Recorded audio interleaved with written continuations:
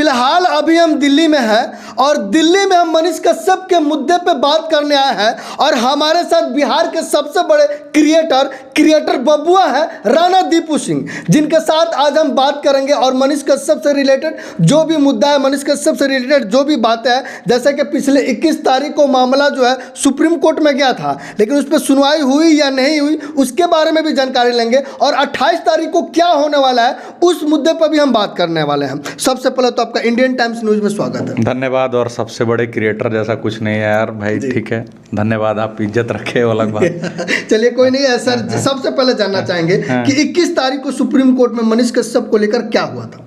देखिए, सबसे पहला बात कि जब किसी व्यक्ति के पास बहुत कुछ साक्ष्य नहीं हो जी, और आपको उसको फंसाना हो जी, तो उसको क्या किया जाता है, केस को लंबराया जाता है भोजपुरी में, लंबा खींचिए, किसी कोई ना कोई षड्यंत्र करिए। तो अभी क्या था कि मनीष के सिलसिले में आपको जैसा पता लगा होगा कि मदुरई कोर्ट ने जो है मनीष को ये कहते हुए कहा था कि भैया हम जांच पूरा कर चुके हैं, अब आप इनको बिहार भेज दीजिए, बिहार भेज दीजिए। लेकिन अगले ही 2-4 घंटे में एक खबर आता है कि वकीलों का एक जत्था पहुंचता है, रात को 9 बजे कोर्ट खुलवाया जाता है मदुरई कोर्ट, और उस पर NSA लगा दिया जाता है। NSA इसलिए लगा दिया जाता है क्योंकि भाई अब कोर्ट अब भेज देगी बिहार भेज देगी, तो ये दिक्कत हो जाएगा। खैर 21 तारीख को जो मामला था केसेज को एक जगह कोलैब करने का, क्योंकि मनीष कश्यप पे तमिलनाडु में 6 केसेज हैं और षड्यंत्र की तरह 6 केसेज इसलिए किया गया था कि एक केस में जैसे ही इनको मान लीजिए पेरोल मिला कि मतलब पुलिस का कस्टडी लोग मांगा, तो जैसे ही हुआ था बार बार पुलिस कस्टडी, जुडिशियल कस्टडी ले लेके इनको मैंने प्रताड़ित करते रहना है। जी। लेकिन इसीलिए बार केसेज, तो इन लोगों को लगा कि अब भाई अगर मान लीजिए कि कोलैब हो गया केस तो मनीष चले जाएंगे वहां, तो आधा परेशानी तो हो जाएगा, फिर ये लोग कस्टडी में नहीं ले पाएगा, है कि नहीं। जी। तो इस वजह से, लेकिन जब उनके वकील से बात हुई तो उन्होंने कहा कि सुप्रीम कोर्ट ने, आपने न्यूज भी चला होगा, आप लोगों ने देखा होगा कि माननीय सर्वोच्च न्यायालय के जो न्यायाधीश हैं उन्होंने पूछा कि आखिर रीजन क्या है मनीष पे NSA लगाने। अब इसके पीछे का तर्क समझिए सुनील भाई, कि NSA उस व्यक्ति पे लगाया जाता है जिससे राष्ट्र को असुरक्षा हो। और वो कौन है? जैसे अमृतपाल सिंह पे लगा था, क्योंकि अमृतपाल सिंह भागा हुआ चल रहा था, है कि नहीं। जगह जगह पे चाहे मान लीजिए अगर आप कहें कि हम यहाँ मीटिंग बुला रहे हैं, यहाँ कुछ वहाँ भीड़ हो सकता है, उग्र हो सकता है, उस स्थिति में NSA लगाया जाता है। लेकिन जब Manish Kashyap already judicial custody में थे, पुलिस की गिरफ्त में थे, तो ऐसा तो कुछ कर नहीं सकते थे। अब कोई हवामन कर नहीं रहा है ना, उनके पेज से वीडियो हो रहा था, तो वहाँ NSA लगाने का तर्क ही गलत है। और इसी पे सवाल पूछा माननीय न्यायाधीश ने कि भाई आप NSA लगाए क्यों हैं। अब आता है कि जब इन लोगों को लगा कि कुछ भी नहीं होगा तो एक कुतर्क आया कि पहले कपिल सिब्बल को ला लिया गया। कपिल सिब्बल ने तमिलनाडु सरकार की ओर से तर्क दिया कि मनीष कश्यप, ये तर्क नहीं, मैं कुतर्क क्यों कर रहा हूं, मैं आपको बता रहा हूं कि मनीष कश्यप की वजह से वहां हत्याएं हुई हैं। जबकि आपने तमाम खबरें पढ़ी होंगी, चाहे तमाम चीज़ें आई कि वहाँ की गवर्नमेंट ये लगातार कहती रही कि वहाँ किसी भी तरह का कोई हत्या नहीं हुआ है, कोई हिंसा नहीं हुआ है। तो जब हिंसा हुआ नहीं तो मनीष की वजह से कैसे हुआ? और जब हिंसा हुआ तो मनीष का बात गलत कैसे था? और मनीष के जाने के बाद कैसे हुआ? तो पहले होना चाहिए। हाँ, अब बिहार सरकार क्या तर्क दी इस पे कि मनीष जो है पत्रकार नहीं है, अब पूछिए, बल्कि राजनेता है। अब ऐसा इसलिए कहा गया कि देखिए आप पत्रकार हैं, आपकी बात को कोई नहीं रोक सकता है, आपका ये कॉन्स्टिट्यूशनल राइट है, फ्रीडम ऑफ स्पीच है। तो इन लोगों को लगा कि अब ऐसा क्या करें, ऐसा कुछ कर देते हैं कि इसको पत्रकारी साबित नहीं करते हैं कि पत्रकार नहीं है, बोल देते हैं कि पॉलिटिकली मोटिवेटेड है, माने राजनीतिक कारणों से, राजनीतिक षड्यंत्र और राजनीतिक की वजह से एक सरकार को बदनाम करने के लिए वहां गया। लेकिन तो इन्होंने कहा कि ये चुनाव लड़ चुका है, ये राजनेता है, पत्रकार नहीं है, इसका फॉलोअर देखिए। पहला बात उन जड़ बुद्धि लोगों को समझ में आना चाहिए, कोई भी फॉलोअर चाहे आपका हो या किसी का हो, आप कमाते हैं, कोई भीख में तो नहीं मिलता है। दूसरा बात, जो मनीष ने किया है वो कमाया। अब रही उनके राजनीति का बात, तो मनीष जब चुनाव लड़े थे बेतिया से, उस समय वो पत्रकार नहीं थे, सच तक न्यूज बना ही नहीं था। और वो किसी पार्टी से चुनाव भी नहीं लड़े थे, निर्दलीय चुनाव लड़े थे। और जिस पार्टी से गठबंधन का बात ये लोग कर रहा है, तो उसी पार्टी के बेतिया के सांसद, जो पहला बार जिनका उनका नॉमिनेशन जब रद्द हुआ था, तो उसी सांसद संजय जायसवाल के खिलाफ लड़े थे, भाजपा के हैं वो। दूसरा, जब जो मैंने विधायकी का लड़े, उस समय भी भाजपा के कैंडिडेट ही उन पे केस किया, तब पार्टी का ही बात नहीं है।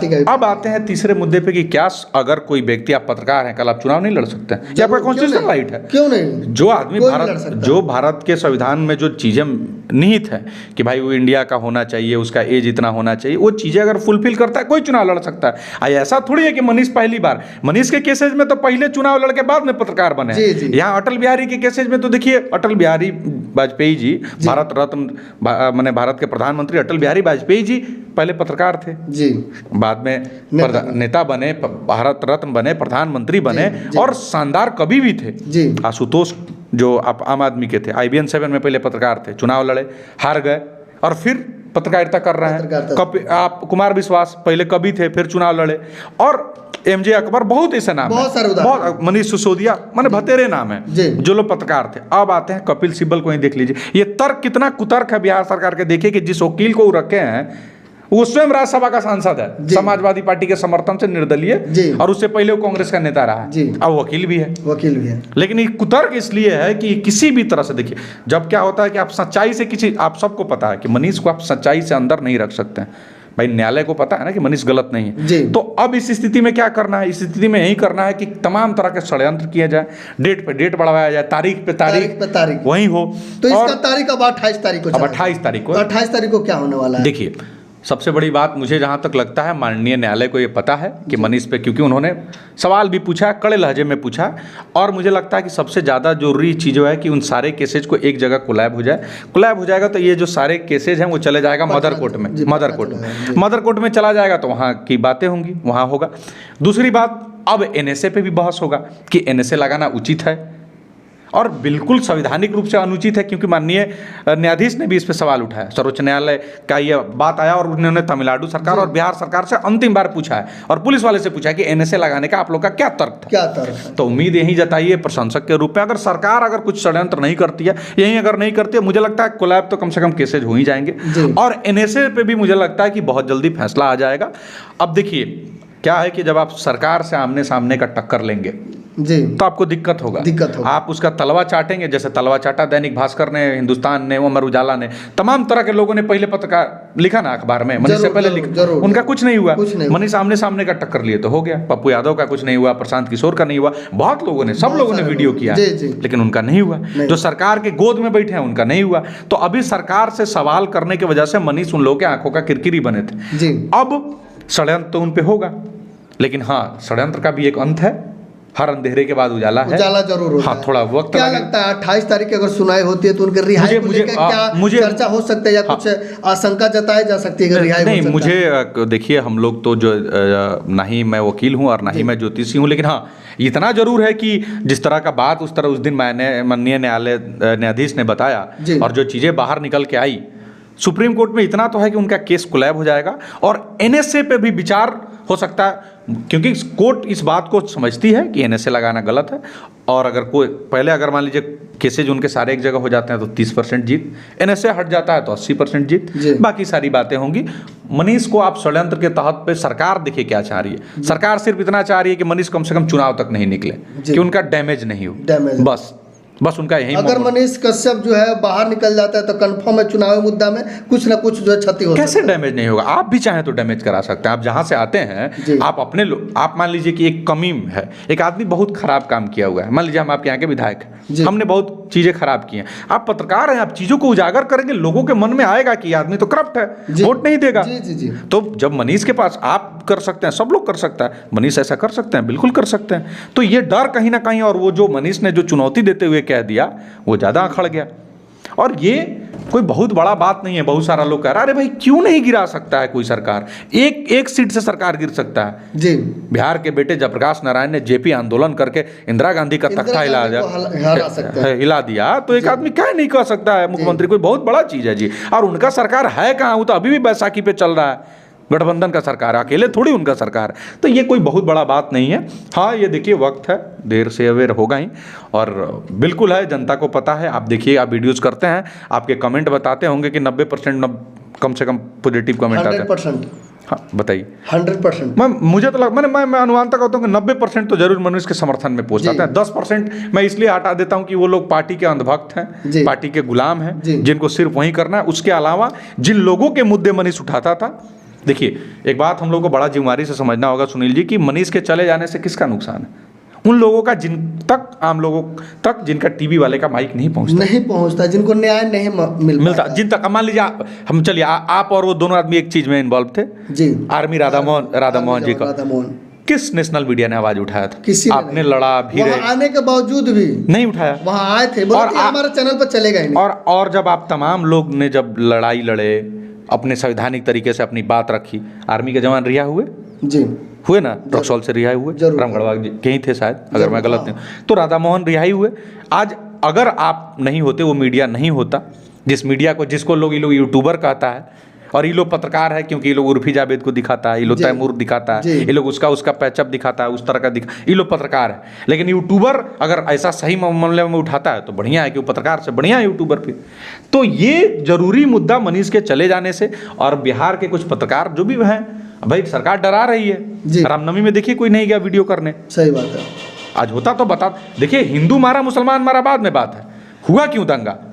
आप एक बालू माफिया जो है वहाँ महिला के अधिकारी को दौड़ाता है, बिहटा में मारपीट करता है, उस पर कोई बोलने नहीं गया। मोतिहारी में कितने लोगों की जान चली गई। हम लोग का गृह जिला है, दोनों चंपारण में मनीष पश्चिमी से आते हैं, मैं पूर्वी से आता हूँ, तो पूर्वी चंपारण में मनीष का माइक गया होता, मनीष गरज रहे होते, सरकार से सवाल उठ रहा होता, फिर उनके पीछे उनका जो उनको मानने हैं, जानने वाले लोग हैं, वो लोग तमाम लोग गए होते, लेकिन अब नहीं गए। क्या लग रहा है मनीष का सब कब तक रिहा हो पाएंगे? देखिए, मुझे इतना पता है कि देश के कानून पे भरोसा है जी, कानून के घर में देर है अंधेर नहीं। और जिस तरह से सरकारें लाख षड्यंत्र रच रही हो, लेकिन जिस तरह से सुप्रीम कोर्ट माननीय न्यायाधीश जिस तरह से बात कर रहे हैं, उम्मीद तो बहुत जल्दी आपके हक में फैसला आएगा, तमाम लोगों के हक में फैसला आएगा। और तमाम लोगों को भी पता है, चाहे वो वकील हों, जज हों, या जो भी लोग हों, उनको पता है कि मनीष कम से कम गुनहगार नहीं है, गलती सबसे होता है। 28 अप्रैल जो आने वाला है, उस दिन क्या मुख्य जो है बातें हो सकती है?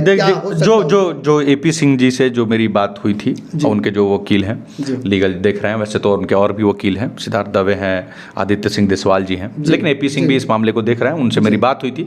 और एपी सिंह जाने माने वकील हैं, उन्होंने भी अपनी बात में यही बताया था कि 28 तारीख को हमारा 2 मकसद है। पहला कि सारे केसेज को एक जगह करके मदर कोर्ट में भेज देना, दूसरा एनएसए पे बहस करना। एनएसए पे देखिए अब क्या होता है। मुझे ये उम्मीद तो कम से कम जरूर न्यायालय से है कि कम से कम एनएसए हट सकता है, बिल्कुल हट सकता है, क्यों नहीं? एनएसए लगाना ही गलत है। एनएसए का आप तर्क समझिए, एनएसए तब लगता है जब वो आदमी से खतरा हो, वो बाहर हो, मान लीजिए मीटिंग बुला दिया कि वहाँ उग्र हो सकता है, आंदोलन के लिए वो इकट्ठा कर सकता है, या लगातार अपने वीडियो से कुछ बातें कह रहा है। जब ऑलरेडी कस्टडी में है तो क्या वो कर सकता है? उनके न्यूज पे न्यूज आ ही नहीं रहा है मनीष का, तो ये तो जी अप्रासंगिक ही है, तो वो हट जाएगा। मतलब 28 अप्रैल जो कहीं ना कहीं मनीष कश्यप के लिए महत्वपूर्ण होना, बहुत बड़ा दिन है, बहुत बड़ा दिन है। और मुझे लगता है कि कम से कम केसेस कोलैब हो जाएंगे, एनएसए पे बहस हो जाएगा। और अगर सरकार षड्यंत्र और अधिक नहीं करे, मुझे अभी भी लगता है कि देखिए कई बार करेगा नहीं, सरकार षड्यंत्र नीतीश कुमार नहीं कर रहा है, मुझे ऐसा लगता है। हाँ। नीतीश कुमार बहुत लोकतांत्रिक मुख्यमंत्री है। मैं आपके चैनल के बार बार लोग कहता है कि तेजस्वी यादव पे आप सवाल उठाते हैं। देखिए जितने दिन नीतीश कुमार थे, आप लोग ने पत्रकारिता की है बिहार में, आप लोग पे कोई केसेज नहीं आया होगा, लेकिन जब से तेजस्वी यादव आए, जब से उनके हाथ में कंट्रोल, तेजस्वी यादव आने का मतलब है कि आरजेडी अभी बड़ी पार्टी है। नीतीश कुमार का ओहदा अभी छोटा हो गया, कंट्रोल उनका कमजोर हो गया। नीतीश कुमार का कंट्रोल कमजोर हो गया, तेजस्वी यादव देख रहे हैं। तो जब से ऐसा हुआ है तब से ये सारी चीज़ें हो रही हैं।